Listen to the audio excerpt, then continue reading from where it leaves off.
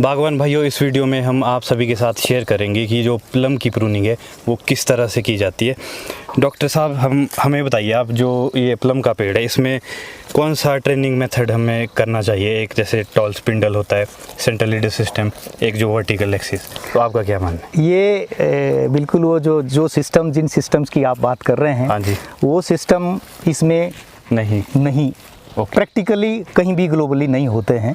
Experimental phase एक अलग बात है। ये जो स्टोन फ्रूट्स हैं, हाँ जी, जिसमें आपका प्लम, आड़ू, चेरी, नेक्ट्रीन, हाँ जी, वगैरह आते हैं, ये इनमें प्रूनिंग हैवी होनी चाहिए। ओके। और ख़ासकर जैसे प्लम है, प्लम इन चारों फलों में प्लम और चेरी जो है वही है जिनमें थोड़ी कम प्रूनिंग होती है। मगर फिर भी अगर हम सेब के साथ कंपेयर करें तो ये ऑल टुगेदर डिफरेंट स्टोरी है। ओके। और डिफरेंट इन द सेंस कि जैसे सेब है वो 20 पर बियरर है और प्लम 20 पर बियरर है, नो डाउट अबाउट इट। पर इनकी ग्रोथ हैबिट दोनों की अलग अलग है। जैसे प्लम का आमतौर पर बड़ा पेड़ बनता है, खैर हम बनाते हैं पेड़, तो आपके हाथ में वो बड़ा रखना है कि छोटा रखना है उस पर निर्भर करेगा। और इनकी जो ग्रोथ हैबिट है वो अलग है। कोई अपराइट जाता है, कोई स्प्रेडिंग है, कोई इन दोनों के बीच का मिक्सचर है। तो उसके हिसाब से प्रूनिंग टेक्निक स्ट्रेटेजाइज होती है। पर प्रूनिंग का जो बेसिक आइडिया है वो ये है कि हमारा जो एक तो बहुत ऊंचे जो जनरली हम पुराने ज़माने में पेड़ ले जाते थे और अभी भी जो पुराने बगीचे उसमें है, बहुत ऊंचे अनमैनेजेबल प्लांट को खड़ा करने का कंसेप्ट अब नहीं रहा है। ऑलमोस्ट आपका 10-12 फीट के अंदर, 15 फीट से ऊपर तो जाना ही नहीं चाहिए, 10-12 फीट के अंदर सारा काम हो जाना चाहिए। और मेजर जो फोकस है, पहले तो एक बात है कि जब हम नए बगीचे लगा रहे हैं उनकी शुरू से ही ट्रेनिंग अच्छी हो, फेदर्स डेवलप करें हम, और ओपन सेंटर कैनोपी की तरफ जाएं हम शुरू में।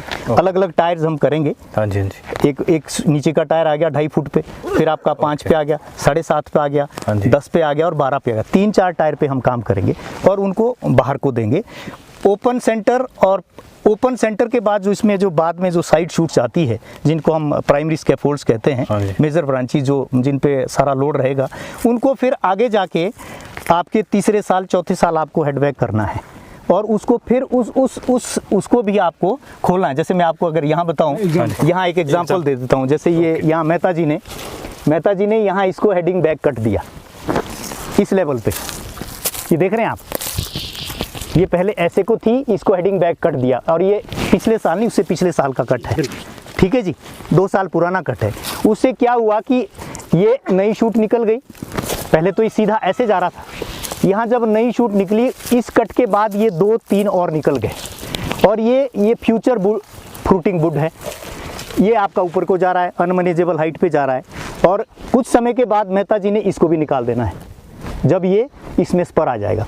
और धीरे धीरे हर प्लम में जो है ये इंपॉर्टेंट है कि अगर आपके 5-6 स्कैफोल्ड है, हर 5वें-6ठे साल के बाद एक स्कैफोल्ड को आप नीचे ले आए, ताकि आपकी यील्ड भी कंपनसेट रहे, रिडक्शन ना हो और उसकी रिन्यूअल भी साथ साथ चले। अगर एक बार में ही पूरा पेड़ रिन्यूअल पर डालते हैं तो काफ़ी उसको फिजियोलॉजिकल स्ट्रेस तो होता ही होता है और फाइनेंशियल लॉस भी होता है फार्मर को। तो ये भी काम करने की ज़रूरत है। वो प्लम में अभी अगर हम बेसिकली बात करें तो कुछ हुआ नहीं है, बड़े लेवल पे कुछ भी नहीं हुआ है। ना हमारा रिसर्च का उतना बारीकी से फोकस रहा है और ना ही किसानों का इतना इसके प्रति रुझान रहा है। मगर अब जो ग्लोबल चेंजेस आ रहे हैं, सारी मार्केट्स खुल रही है, ग्लोबल टैक्टिक्स और मार्केट टैक्टिक्स फार्मर भी समझ रहे हैं कि कैसे साउथ ईस्ट वेस्ट हम घुमा सकते हैं प्लम को। तो अब इसकी जो इम्पोर्टेंस है वो लग रही है और सिंघा साहब ने इस सोच को बड़ी दृढ़ता से नीचे रखने की, धरातल पर रखने का प्रयास किया है। तो इस तरह इनको पीछे ले आना। जैसे ये देखो, ये काफ़ी आगे चला गया, इस शूट की अगर हम बात करें, ये देखो बहुत आगे चला गया और मेरे हिसाब से तो अभी अनमैनेजेबल है। तो इसको भी इनको धीरे धीरे इधर आपको लगता है ये बिल्कुल इस लेवल पे ले आना चाहिए। और उसका फ़ायदा क्या होगा, ये देखिए आप, इस पे ले आया, बीक शूट पे मैंने डाल दिया, इससे कैंकर आने की भी कोई स्कोप नहीं है। और अगले साल इसमें देखेंगे तो इस तरह की, जैसी ये नई शूट है, इधर और इधर, यहाँ आप देखने की बात इस ब्रांच में कि आप नीचे से ये जो ब्रांच है इसमें यहाँ तक कोई बीमा ही नहीं है तो ये भी फ्रूटिंग वुड। लकड़ थोड़ी पैदा करने, हमने तो हर डंडी से फ्रूट लेना है। तो ये बेसल जो पोर्शन है कैनोपी का, वो भी फ्रूटिंग में रहे, ये सारा प्रूनिंग से ही रेगुलेट होता है। डॉक्टर साहब, एक क्वेश्चन मैंने जी सर, कि जैसे फॉर एग्जांपल एक इधर भी आ रहा है, तो शेडिंग इम्पैक्ट तो नहीं हो जाएगा? डेफिनेटली शेडिंग का विशेष ध्यान रखना है। वैसे तो ये क्योंकि ये टॉवर्क हुआ है, घनी है इसमें Right, branches, sir. No doubt about it. अगर समय से हुआ होता, अभी मेहता जी कह भी रहे थे कि ये यहाँ से कटना चाहिए, राइट। आने वाले टाइम में काटना भी पड़ेगा इनको, तब वो खुल गई थी कैनोपी। ओके। जो स्टोन फ्रूट्स है वो इसमें ओपन सेंटर इसीलिए कि इसको सेंटर में खूब धूप चाहिए, चारों तरफ को फोटोसिंथेसिस बढ़िया बने, एक दूसरे पे शेडिंग इम्पैक्ट ना आए, तो क्वालिटी डेफिनेटली और बढ़िया होगी। और जिस तरह तो नेचुरल फार्मिंग कर ही रहे हैं, अगर शेडिंग इम्पैक्ट को थोड़ा और कम किया जाए तो और बढ़िया क्वालिटी आएगी। ऑफ कोर्स वो तो बेसिक प्रिंसिपल है, Right. We can not take this plant as a reference plant. हाँ, बिकॉज मेरे ख्याल ये तो हाँ, ये बादाम पर किया मेरे जब आप नए प्लांट के साथ, नए बगीचे के साथ डे वन से साइंटिफिक इंटरवेंशन के साथ उठेंगे, तब हम पूरी रेफरेंस लेवल पे उसकी बात कर सकते हैं।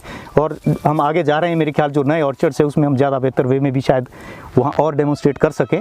तो बहुत ऊंचे नीले जाने, right sir. I mean to say, और जो बेसल पोर्शन जो खाली रहता है उसमें फ्रूट पड़ना चाहिए, ये इंपॉर्टेंट है, इसमें बहुत इंपॉर्टेंट बात है। सो डॉक्टर साहब, अब बेसिकली हम दो तीन, एक हम टोटल राउंड डिस्ट्रिक्ट शिमला का कर रहे हैं। एक तो हम कोटगढ़ इलाके में 3 ऑर्चर्ड्स को विजिट करेंगे जी। अभी तो मेहता साहब का ऑर्चर्ड है, फिर एक रणवीर रोच है, उनके बगीचे जाएंगे, फिर डॉक्टर विजय स्टोक्स है, उनके बगीचे भी जाएंगे, फिर हम एक रोडू का टूर भी करेंगे एंड कोटखाई।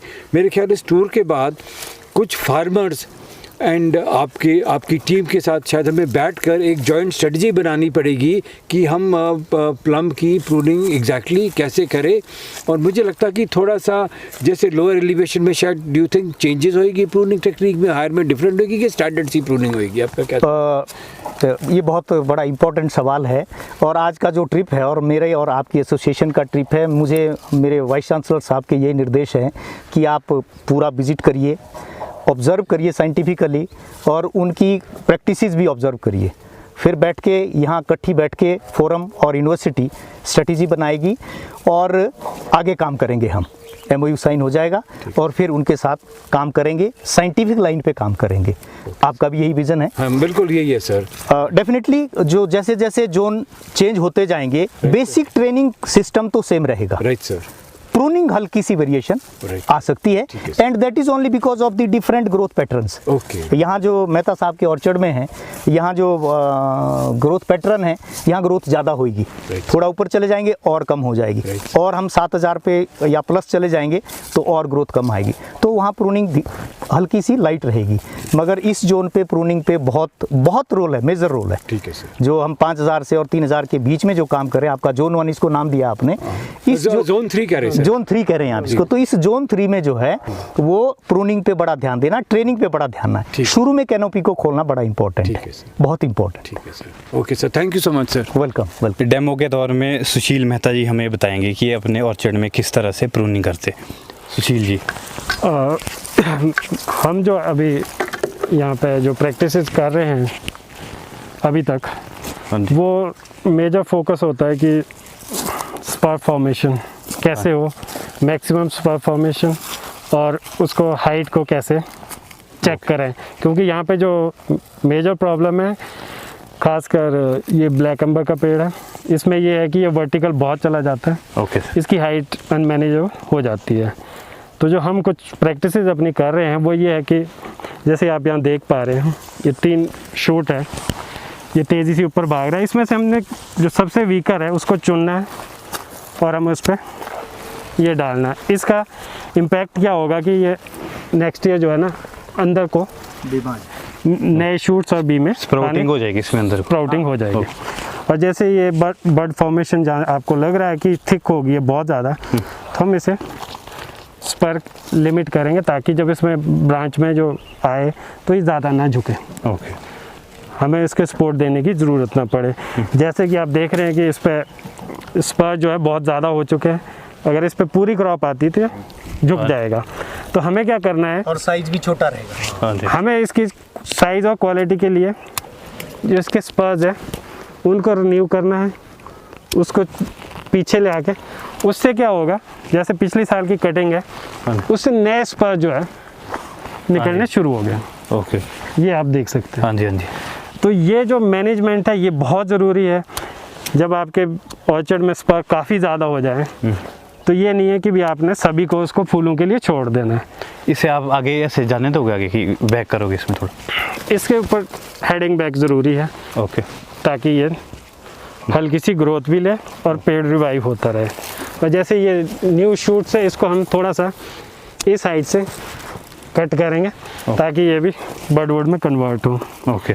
और जैसे ये जो शूट है यहाँ पे आप देख रहे हैं, ये अंदर की ओर जा रहा है, ये शेड करेगा, तो हम इसे एक स्टब छोड़ के रिमूव कर रहे हैं ताकि इससे भी हमें कुछ ना कुछ बर्ड्स मिले।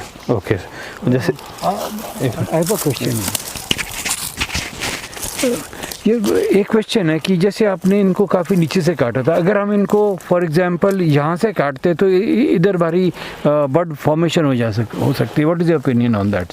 अगर प्लम पे हम इसको यहाँ से काटते हैं तो ये यहाँ से बीमा बनने के बजाय यहाँ से टहने बाहर आ जाते हैं।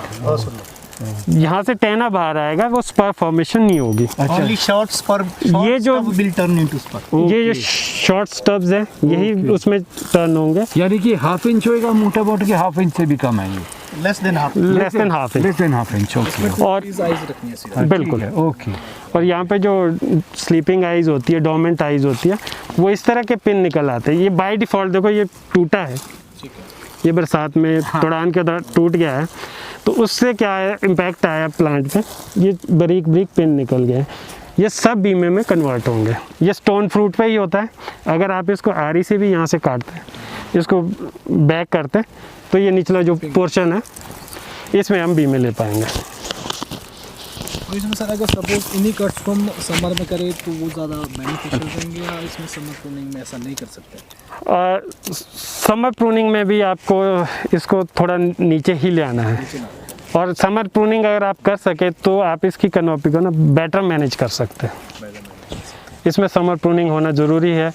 उसमें क्या होता है कि जो लीव्स हैं ये हट जाएंगे, सन रेज आपकी डायरेक्ट अंदर को आएगी। बर्ड्स भी जो 2 साल में बिल्कुल बिल्कुल वो जल्दी बन जाएगा। और जैसा कि डॉक्टर साहब ने भी एडवाइस किया, ये जो टहने जो बहुत ऊपर भाग रहे हैं, इन्होंने यहाँ से ये काट के, इससे जो है प्लम में रिन्यूअल होगा। इसमें यहाँ से नए शूट्स खुलेंगे जिसको कि हम बर्ड्स का रिन्यूअल कहेंगे। नए शूट्स में हम बर्ड लेंगे। उसके लिए क्या है कि जैसे ये इसका एरिया बाहर जा रहा है, तो हमें आप इस टहने पर फोकस करें।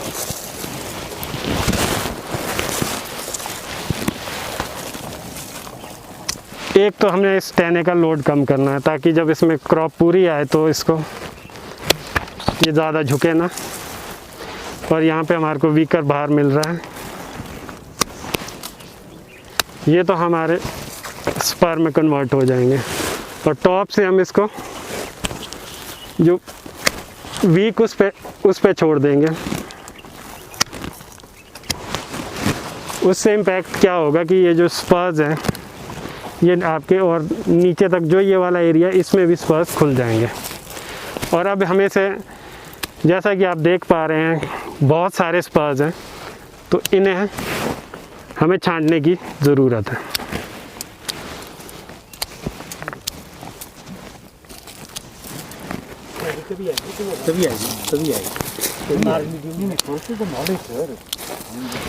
ये जो स्पर्स पिछली साल हमने छटाई की थी उसका रिजल्ट ये है, ये आप देख पा रहे हैं अगर आप क्लोज करें, ये क्लोज अप करिए। ये this is what is required. ये नया आपका जो बीमा तैयार हो रहा है। और ये इसमें स्टोन फ्रूट में बहुत ग्रोथ नहीं है इसमें। ये ग्रोइंग शूट्स नहीं है बिल्कुल ही, जो मेहता जी बता रहे हैं ये टोटली स्पर शूट्स है। That is the importance. Heading back का ये इम्पोर्टेंस है, जो मैं पहले भी कह रहा था कि पुरानी लकड़ पे नया लकड़ नहीं ले आना, हमने नया फ्रूट ले आना। That is what is required and it is all based on pruning. और आप देख सकते हैं ये उदाहरण है आपके पास, ये देखिए है ये क्या, ये सिंघा साहब वेजिटेटिव शूट है? नहीं सर, नहीं है ना, नहीं, बिल्कुल नहीं, नहीं है ना। These are all fruiting shoots. तो पुराने लकड़ पे नया फ्रूट, लकड़ नहीं। जैसे इसमें स्पर फॉर्मेशन हो गई ना पूरी, जी बिल्कुल, तो साइज वगैरह का इशू नहीं रहेगा इसमें? ना वो तो कर तो रहे रिन्यूअल। देखो ये रिन्यूअल अगर हम इसको तीनों ने यही तो दी, साइज इशू रहेगा, बिल्कुल रहेगा। जो पहला फार्मर जो कैनोपी मैनेजमेंट का टूल है वो तो रिन्यूअल प्रूनिंग है। दो तीन तरह से आप साइज रेगुलेट कर सकते हैं। And the first step is pruning. Spur की थिनिंग कर लो, रिन्यूअल कर लो, रिमूव कर दो। दूसरा आ गया फ्रूट लग गया, थिनिंग कर दो। अगर उस स्टेज पे भी नहीं हुआ तो there are certain chemicals which also helps in thinning. तो ये 3 टूल है, और 3 में से जो सबसे बेस्ट है वो आपका प्रूनिंग और थिनिंग वाला है, manual thinning, if we can do it. Manual thinning, manual thinning is the best. और उसको मैनुअल थिनिंग का लोड कम करने के लिए आपके पास पहले pruning. Okay this is the synchronised role how it has to be done. Okay. इसमें क्वेश्चन था सर, जैसे हमारा एप्पल में होता है कि अगर आपका ये मेन टहना है तो एप्पल में बोलते हैं कि वहाँ पे थोड़ा कट होना चाहिए कि ताकि पौधा ना मरे, ग्रोथ ना हो, उस वजह से इश्यूज हो जाते हैं, बहुत सारे पेपरी बाग होता है, बहुत सारे लोग ये क्वेश्चन करते हैं। ठीक बात है। क्या इसको ऐसे ही छोड़ना हर टहने को फॉर बर्ड्स तो ये सही रहेगा, मतलब क्या प्लम फार्मिंग में अगर इसको हम ऊपर से हाँ करना वो ज़रूरी है, मतलब हाँ, ये करना चाहिए। स्टोन फ्रूट में ऊपर से ये टिपिंग करना बहुत ही जरूरी ये है। करना चाहिए, ब्रांच अलाइव रहे। बिल्कुल, ठीक है, ताकि ये रिन्यू होता रहे। ये बहुत नहीं इसमें छोड़ना है। मतलब हेडिंग बैक कंपलसरी है। नीचे आप छोड़ भी सकते हैं, निचले पोर्शन में अगर यहाँ आप अगर यहाँ ले पे रहे हैं और यहाँ आपको एरिया है कि हमारे पास जगह है तो यहाँ छोड़नी है, ताकि आपके पास मान लो 2 फुट में आप फ्रूट ले सकते हैं तो उसको 2 फुट छोड़ना है, क्योंकि इसमें स्पर फॉर्मेशन तो दूसरे साल के बाद होगी ना, उतना ही उसको हेडबैक करना है। जितने ऊंचे जाएंगे उतने नीचे रहेंगे।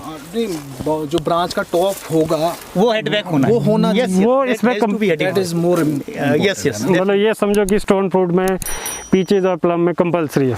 ठीक है। हाँ बिल्कुल। अगर कहीं आपको लगता है कि अनमैनेजेबल हाइट है जिसको हम कंट्रोल नहीं कर पा रहे हैं टॉप पे, वहाँ पे आप उसको छोड़ सकते हैं ताकि उसमें फॉर्मेशन हो, नीचे को शूट्स है, फिर उस पर वीकर पे ले जाएं। वो तब है जब आपकी हाइट बहुत ज़्यादा हो जाए जिसको हमने रिड्यूस कर